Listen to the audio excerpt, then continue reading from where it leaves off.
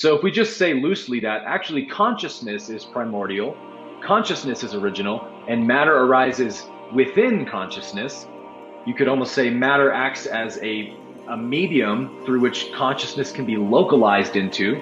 I would define it as the mental activity of identifying. But from a maybe like a spiritual point of view, that actually happens because ego is the belief I am separate.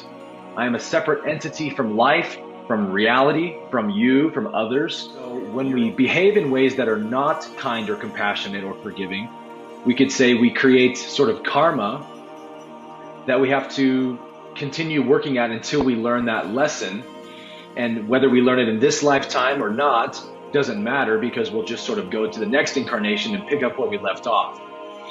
And so if you want to talk about like evidence for karma, this is very much a concept that people who have near-death experiences talk a lot about, right? This idea that when they're in this environment, the afterlife, in front of the source or whatever, and they have their life review, that life review is sort of to give them an idea of how they did, sort of like what grade did they get? And you're the one who grades your own test based on the way you feel about it. So people will describe, reviewing their life, and they're actually seeing and experiencing everything that they did to other people through the other person's perspective, because all is one. So my guest today is Abke. He's a YouTuber with more than 8 million views on his YouTube channel. And he's very much interested in spirituality. He often talks about the Law of One material, which is a book that basically describes all of the concepts and spiritual laws and how reality works. And his work really resonated with me because a lot of these ideas about collective consciousness, karma, reincarnation, differences between spirituality and religion, like a lot of these things I've been interested in myself for a long time. And a lot of these ideas also resonate with me because of, they different teachings talk about them as well. Things like Hermetic principles. If you heard about Kabbalion and Hermetic principles, you definitely will enjoy this episode. If you are on a spiritual path and want to understand more about these concepts, you'll definitely enjoy this episode. If you are new into spirituality or some of these ideas we're going to talk about, please keep an open mind, and maybe you're going to learn something new here. You don't have to believe in everything we say. This is theory, some of these things are philosophies and theories, ideas. So, just approach it with an open mind, and hope you're going to enjoy this episode.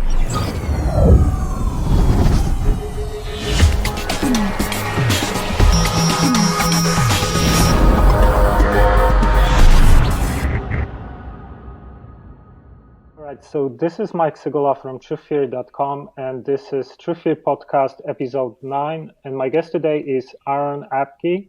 Aaron was raised as a pastor's son in California. He also spent 1 year working as a full-time worship pastor at church in San Jose, until eventually at 23 he felt called to leave his religion to pursue a deeper and more authentic spirituality.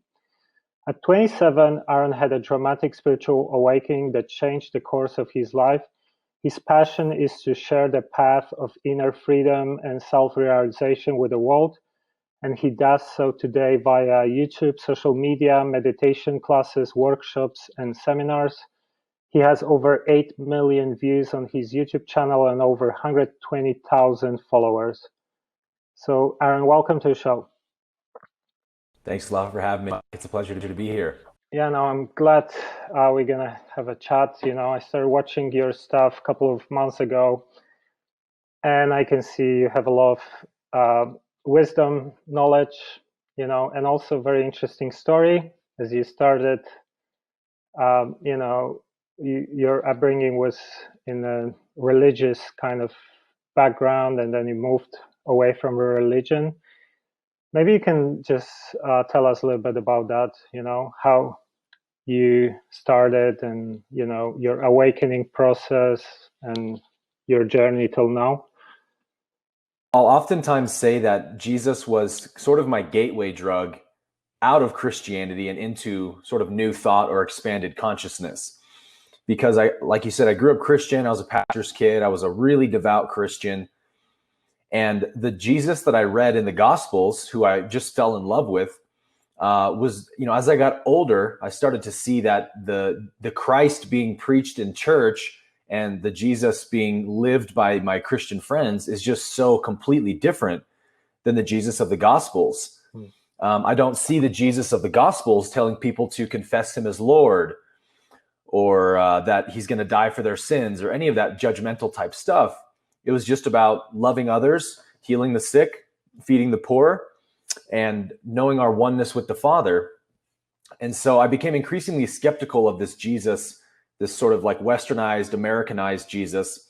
And I got to the point when I was 23, after working at a church that was very fundamentalist, that I just couldn't stand the kind of internal conflict that I was living with. And I just had to make this decision of like, hey, I don't believe in this God you guys talk about. And so I can't continue to work here anymore. So I quit my job and kind of moved back to Oklahoma, where I'd gone to college and had some friends, and just kind of started my life over from that point and started seeking, just with an open mind and an open heart, like whatever felt like truth to me. And so I, found Eckhart Tolle and some other, kind of common spiritual teachers, and that sort of led me down the path where I am today. So what would you say is the difference between religion and spirituality? Great question. When I hear the word religion, to me, it means an approach towards knowing the divine, whatever that is to you, that is done through obeying or following of rituals and ordinances and rules and laws and things like that. So you could say religion is to know the divine by external means, by the correct behaviors, following the right ritual, religious ceremonies, whatever. And spirituality to me means knowing the divine inwardly, or pursuing knowledge of the divine inwardly. So it has to begin then with the acceptance that, all right, I am what I'm seeking. I am that source. It's within me. So that's the only place I'll find it. So I'm going to go inward to look for it and search for it. And so spirituality tends to follow practices that become more inward focused, like meditation, like contemplation, like self-inquiry. So those are the two basic differences to me. Sometimes I like to also classify it as the fundamentalist approach or the mystical approach. And mysticism basically describes knowing God inwardly, whereas fundamentalism, again, is more like religion, to know God by external means. Okay. I actually wanted to share one story with you. Want to know your thoughts about it, because I think it kind of illustrates the difference between religion and spirituality. How religion is often dogmatic, has all these boundaries and rules that can kind of, make things the way they are. So, for example, a couple of years ago, I was living in London, in this big house with my sister, her boyfriend. And we actually had a new guy who joined us. We're renting a room to this new guy who was very religious. And he was actually, coming from a Catholic background. And one thing, he had a lot of issues with anger and, losing his temper quite often, because like he was growing up, his father was beating him up as a child, and then he was doing boxing and getting himself in trouble. So he had a lot of kind of aggression, but deep inside, he had a good heart, and he really wanted to change himself, So what he told me was that this situation, his issues with his anger actually caused him to lose his family. His wife divorced him, and he started praying to change himself. He wanted to do something about it. So it's funny because he moves into my house where, I've been meditating for 8 years probably at that time. And I felt like, oh, maybe I can help him to get into meditation because, it's going to calm him down a little bit. It's going to help him to detach also from, reacting to situations. And also I had another friend who had a very similar story. He was also having issues as a child. His father was beating him up, then he became aggressive, and then he got into meditation and started, after a couple of years, he completely changed. So I felt like, okay, this guy is like praying, he's getting me into his life who maybe can help him. But the funny thing is that his kind of religious views were so strong that he believed that, anything to do with meditation, tarot cards, like all these things are in the same category. And according to his beliefs, these things are evil. So he wouldn't even want to listen about this stuff, even when I tried to show him some scientific, content about meditation, because of what his religion kind of taught him.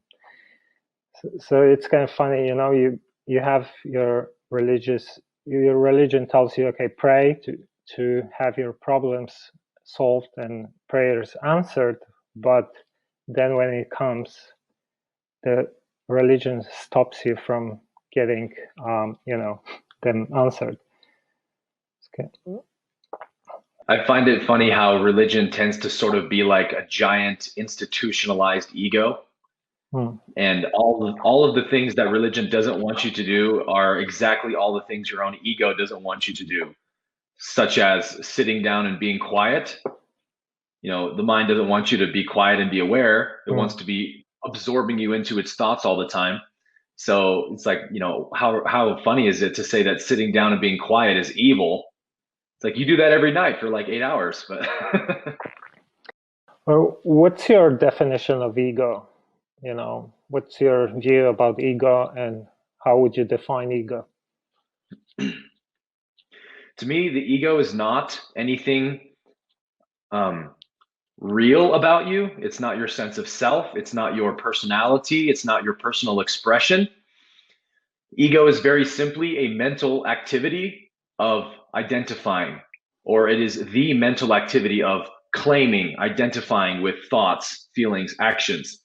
So it's not your sense of self or personality, but to the degree you're not aware of this mental activity of identifying, it will very much contaminate and distort your personality.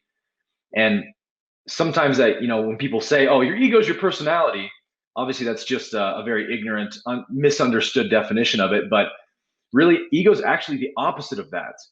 Ego, you could say, is the absence of personality. Personality is sort of, you could say, the unique expression or configuration of this psyche in the way that the universe has made it. The genetics my parents passed down to me, their behavioral traits, my conditioning, and the way that I express myself. That's all the natural way the universe is sort of expressing in my form or in your form. But ego begins to distort that and actually take it away and make everyone into the same thing. So every ego is the same exact ego. They're all selfish, they're all prideful, they're all looking out for number one, they're all defensive. So ego actually robs us of our personality and sort of makes us mental automatons in that sense. Yeah, I was actually thinking also about, if everything is one consciousness, right? And ego is this individuality, separation, because we are kind of, in a way, we have to be separate to experience everything, right? We got to have our own personalities, our own kind of boundaries.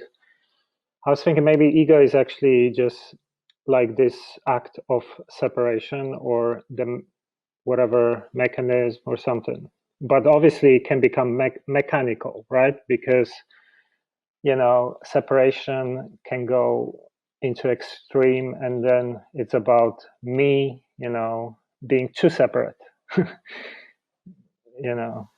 A Course in Miracles defines the ego as the belief in separation. And so from a biological point of view, or a psychological point of view, I would define it as the mental activity of identifying. But from maybe like a spiritual point of view, that actually happens because ego is the belief I am separate. I am a separate entity from life, from reality, from you, from others. You're over there, over here, the same, we are different, which means now you are a threat to me. Everything is actually a potential threat to me. And so that's actually why the mind identifies. The act of identifying is the attempt to think that I know or control something. So it gives ego a sense of safety or security or certainty to identify or claim with labels.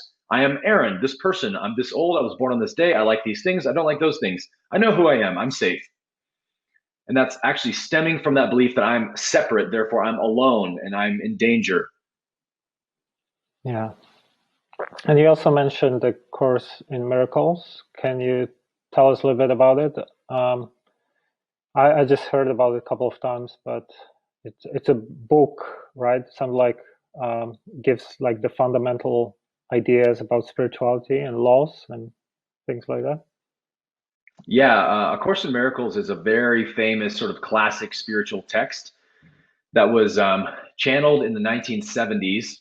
And it's basically just a book that puts forward a psychosomatic philosophy of how to think and perceive about the world in a way that gives you peace rather than suffering. But the cool thing about the Course is that it does that, or it sort of lays out its psychosomatic philosophy using the Christian language.